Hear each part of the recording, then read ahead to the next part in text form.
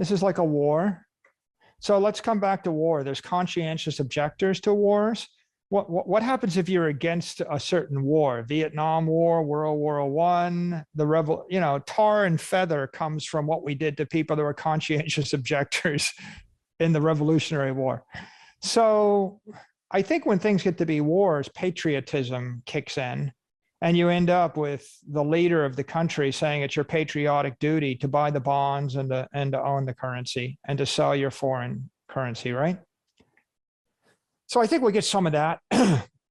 But, wars also have winners and losers too, Safe, right? So at the beginning of World War I, everybody was on their side and they had a lot of conviction. But at the end of the day, the war did end and there was a winner and there were losers.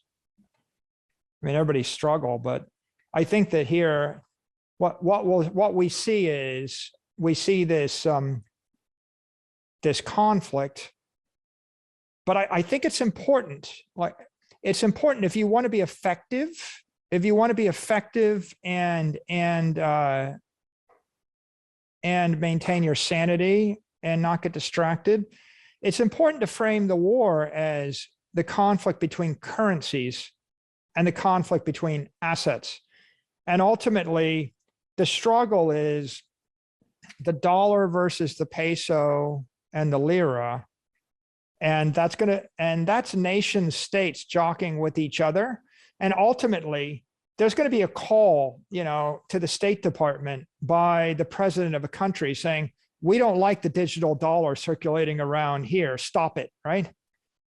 Like what is the United States, what's the Secretary of State going to say if the president of a nation that's got a currency which is dollarizing or collapsing calls and complains to the ambassador?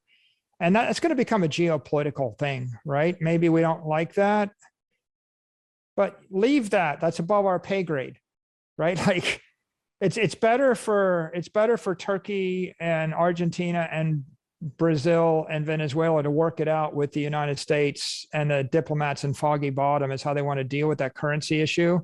And then the other war, the struggle is going to be Bitcoin versus, stocks and equities versus real estate, REITs versus gold versus commodities, right? And that's going to be a hard fought one.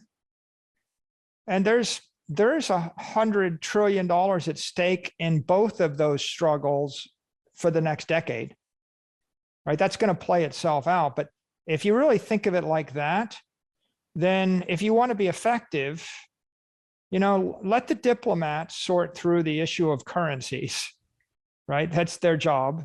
And then if you're an evangelist or an educator in the world of Bitcoin, focus upon explaining to people why it's better for you to buy Bitcoin than buy a house in Istanbul.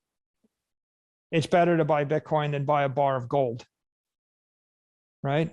Help with those things. Because ultimately you can win that one, right? That's a battle you can win. And you got to choose your battles and choose battles you can win that make you stronger, right? You don't start by picking a battle you can't win that you don't even need to fight.